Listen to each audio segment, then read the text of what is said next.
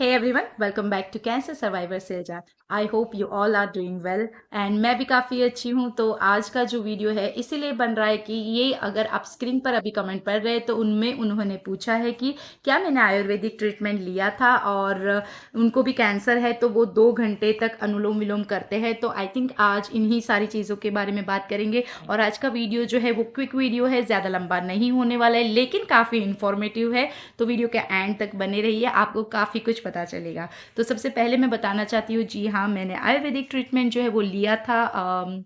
Treatment in the sense मैंने दवाइयाँ जो है वो काफ़ी कम वक्त के लिए खाई है, लेकिन Ayurvedic treatment in the sense कि मैंने जब मैं पतंजलि हरिद्वार गई थी 2021 में, तो उस टाइम पे मैंने वहाँ पर अपना मसाज वगैरह जो है वो करवाया था। फिर ठंडी गर्म पट्टी वो लोग वहाँ पर करते वो करवाया था।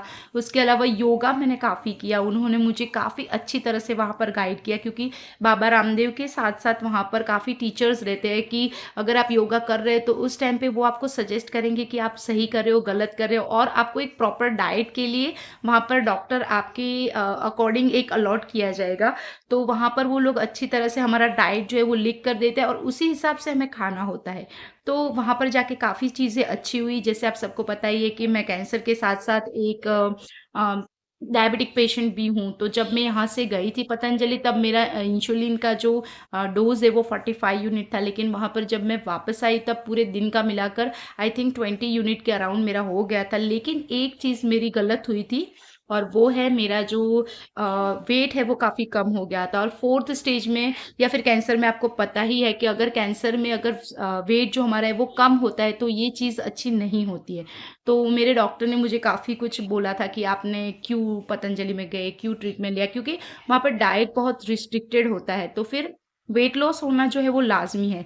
लेकिन फिर जब मेरी इम्यूनोथेरेपी स्टार्ट हुई तो डॉक्टर ने मुझे सजेस्ट किया कि जो पिल्स वगैरह है वो आप अगर आयुर्वेदिक ना ले तो काफ़ी अच्छा रहेगा। तो फिर क्योंकि वो मेरे ऊपर एक स्टडी कर रहे थे तो उनका मानना ये था कि उनको प्रॉपर पता चले कि मैं किस वजह से मेरी रिकवरी जो है वो हुई है, उनको ये जानना था। तो इसी की वजह से उन्होंने मुझे मना किया था और मैंने जो पिल्स आती है, आयुर्वेदिक पिल्स आती है, वो मैंने बंद कर दी है। यहाँ पर मैं स्पेसिफाई करना चाहूँगी, आयुर्वेदिक पिल्स जो है वो मैंने बंद कर दी थी, लेकिन मेरा योगा जो था वो मैंने चालू रखा था। अनुलोम विलोम से लेकर जो माइनर एक्सरसाइजेस मेरे से होती थी वो सब मैंने चालू रखा था। और उसके अलावा मैंने जो प्लांट बेस्ड चीज़ें जो आती है, जैसे कि आंवले का जूस है या फिर एलोवेरा का जूस है, फिर गिलोय का जूस है, वो सारी चीज़ें मैंने थ्रू आउट द जर्नी मैंने बंद बिल्कुल भी नहीं, क्योंकि वो सीधा प्लांट से आती है और वो काफ़ी नेचुरल चीज़ है, तो वो मैंने बिल्कुल भी बंद नहीं की है। वो मेरी continuous through out the journey, जब से मुझे कैंसर का पता चला तब से मेरी वो चीज़ें जो है वो कंटिन्यूएशन में ही थी। तो आई थिंक जिनका ये क्वेश्चन था उनके लिए एक आंसर, जो मेरा आयुर्वेदिक ट्रीटमेंट मैंने लिया या फिर नहीं, ये उनका आंसर है। दूसरा उनका क्वेश्चन था कि वो खुद एक कैंसर मतलब पेशेंट है और वो 2 घंटे अनुलोम विलोम करते हैं।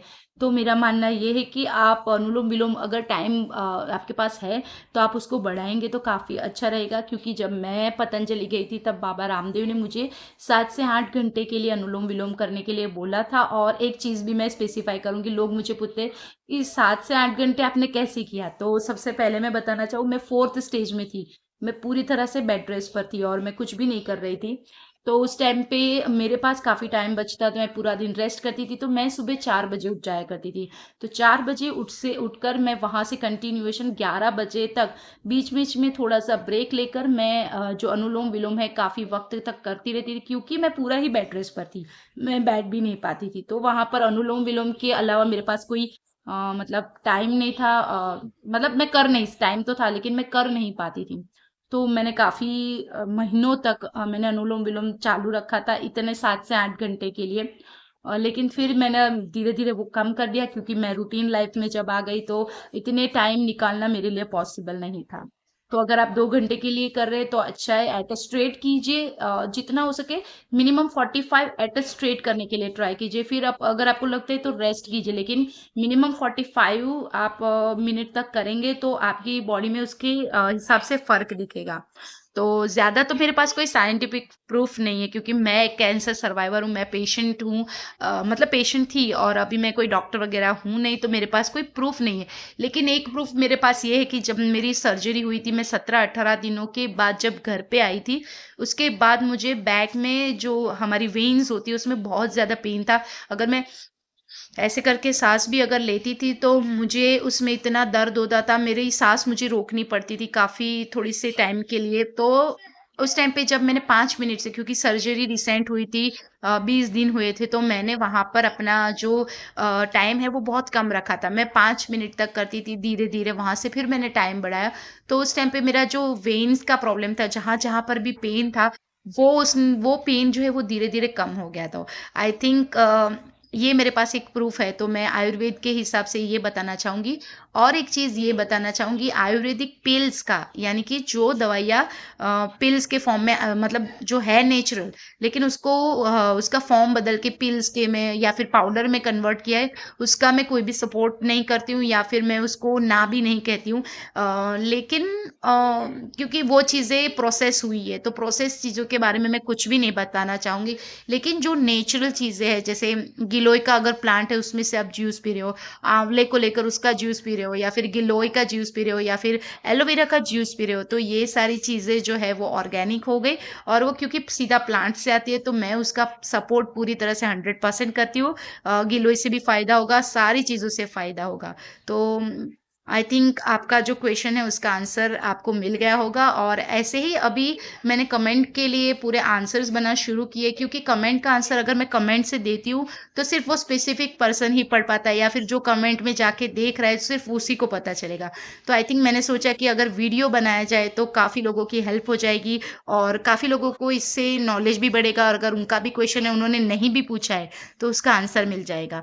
तो जैसे-जैसे मुझे टाइम मिलता जाएगा मैं ये सारी चीज़ें बनाती रहूँ। तो यहाँ तक पूरा वीडियो देखने के लिए थैंक यू सो मच। अगर आप मेरे साथ अभी तक मेरे फेसबुक या फिर इंस्टाग्राम पर नहीं जुड़े हैं, तो यहाँ पर मैं लिंक जो है वो कमेंट बॉक्स में डाल दूँगी, और उसके साथ-साथ डिस्क्रिप्शन बॉक्स में भी डाल दूँगी। आप वहाँ पर जाके मुझे जॉइन कर सकते हैं। उसके अलावा अगर आपने मेरे चैनल को सब्सक्राइब नहीं किया है तो प्लीज़ उसे कर दीजिएगा, क्योंकि इससे मेरी काफ़ी हेल्प हो जाती है, और मेरे जैसे कई लोग जो चैनल देखते हैं मोटिवेशन के लिए, या फिर बहुत सारे सवाल के जवाबों के लिए, तो उनके लिए भी काफ़ी हेल्प हो जाती है। Thank you so much.